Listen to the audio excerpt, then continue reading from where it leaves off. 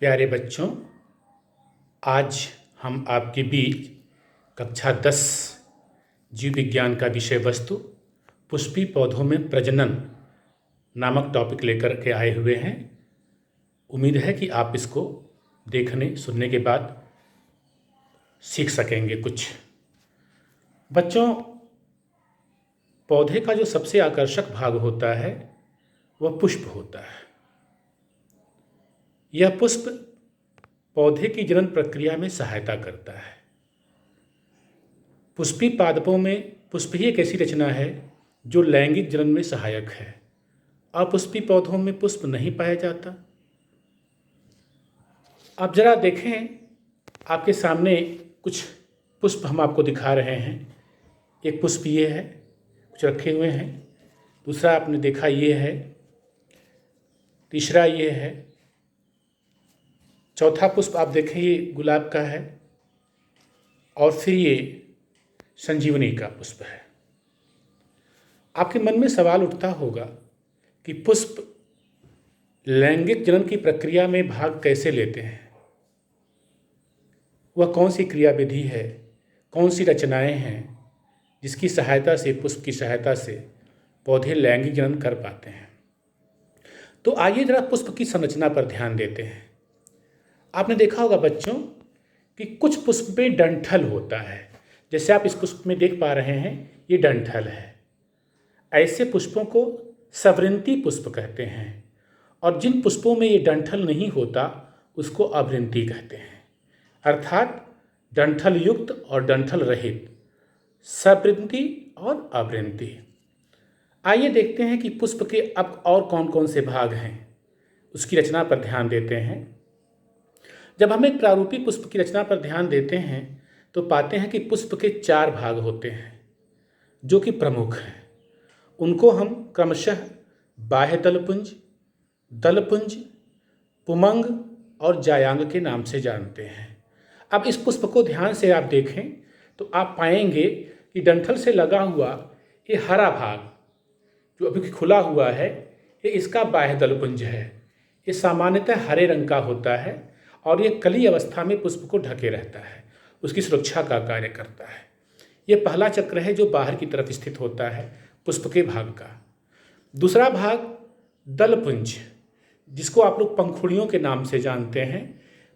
दलपुंज मतलब दलों का, पंखुड़ियों का समूह है, और यह पुष्प का सबसे आकर्षक भाग होता है। यह आप देख रहे हैं, इस गुलाब के फूल में बहुत सारी पंखुड़ियां हैं। इसकी एक पंखुड़ी को दल कहते हैं और पूरे समूह को दलपुंज कहते हैं। आप इस पुष्प में देखें, बहुत ध्यान से देख पाएंगे। इसको हम तोड़ के दिखाएं अगर आपको, तो पता चलता है इसमें छोटे छोटे हरे रंग के इसके आधार पर बाह्य दलपुंज लगे हुए हैं और ये सफ़ेद रंग के दलपुंज रहे हैं। आपके मन में सवाल उठता होगा कि कुछ पुष्प जो बहुत रंग बिरंगे हैं और कुछ पुष्प सफ़ेद हैं, ऐसा क्यों है? तो ये भी जान लें साथ साथ कि दिन में खिलने वाले पुष्प सामान्यतया रंगीन होते हैं और रात में खिलने वाले पुष्प सामान्यतया सफ़ेद रंग के होते हैं।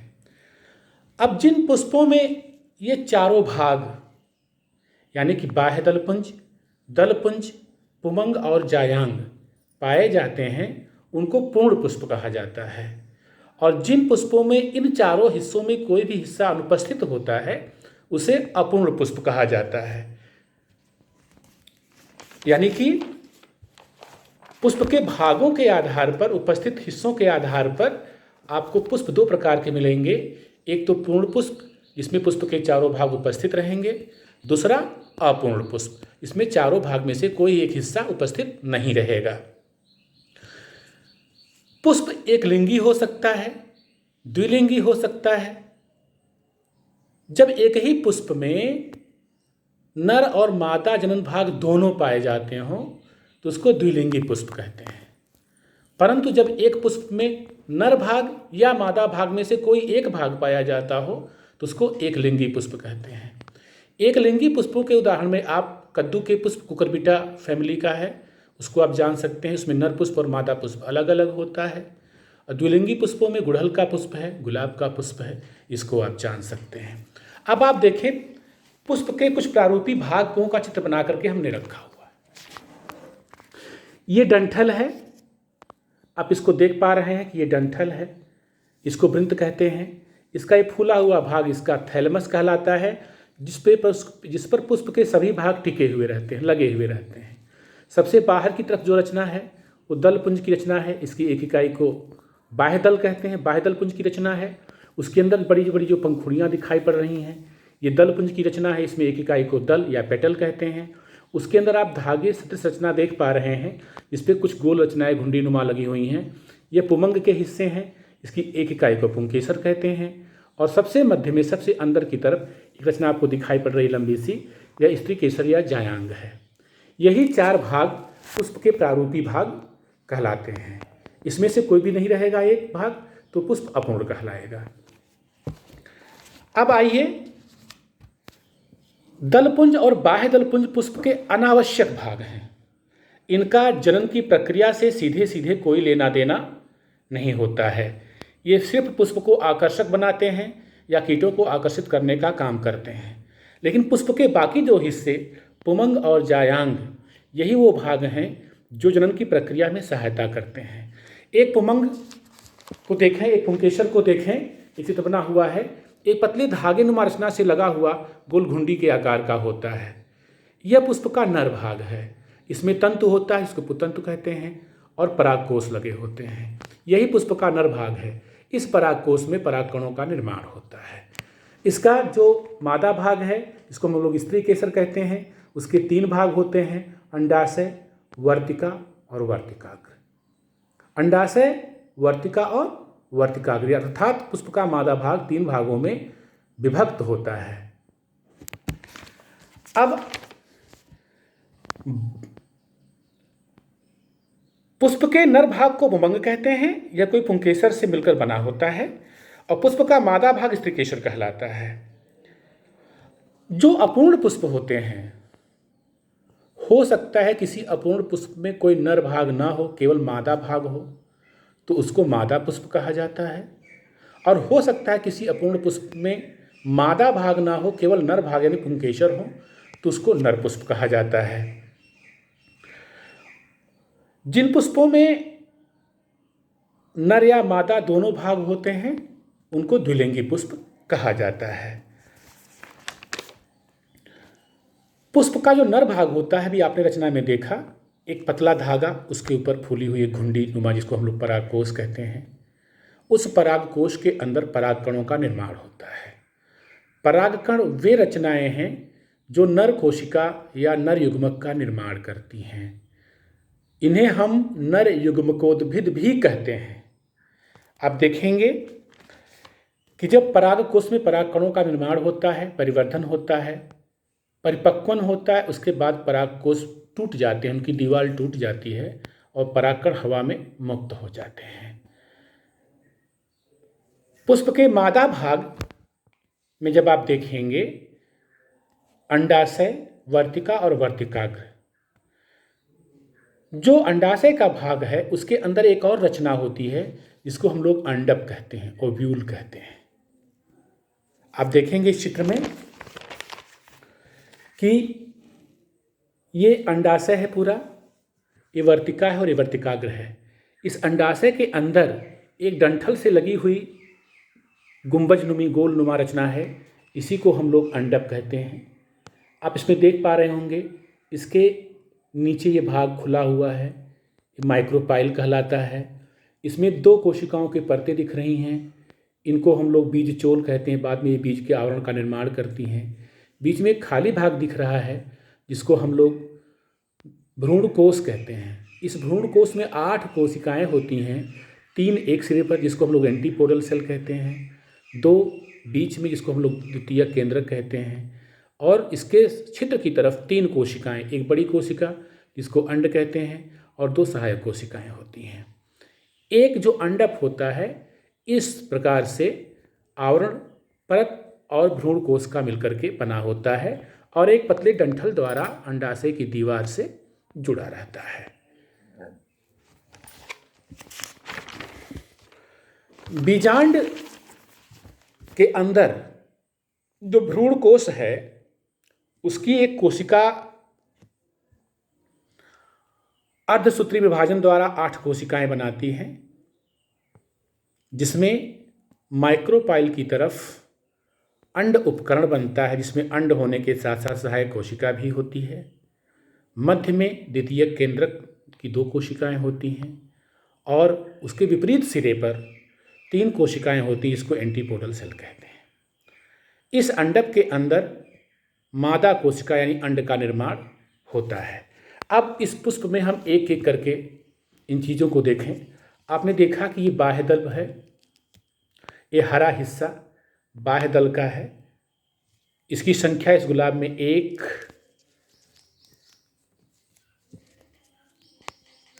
और ये पंखुड़ियाँ आप देख रहे हैं, ये दल हैं।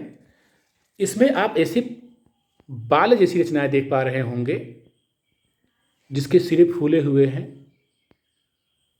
ये परागकोश हैं, फूले हुए सिरे जो कि तंतु से लगे हुए हैं।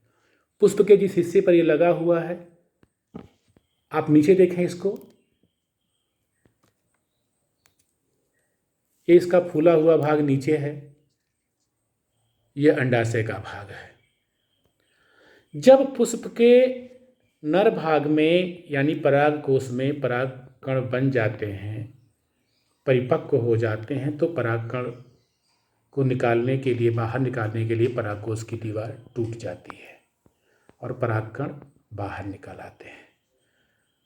इसी तरह पुष्प के मादा भाग में जो अंडक होता है उसके अंदर अंड कोशिका का निर्माण हो जाता है।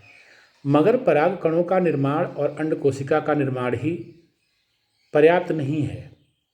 जब तक परागकणों से नर कोशिकाएं नहीं बनती, उसका केंद्रक अंड कोशिका से नहीं मिलता, तब तक किसी प्रकार के जन्म की संभावना नहीं होती। तो अगले स्टेप में हमें देखेंगे कि पराग कोश से परागकण किसी पुष्प के वर्तिकाग्र तक कैसे पहुंचते हैं।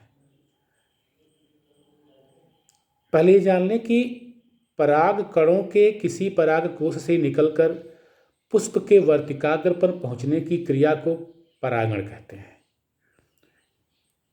यह परागण 2 प्रकार का होता है।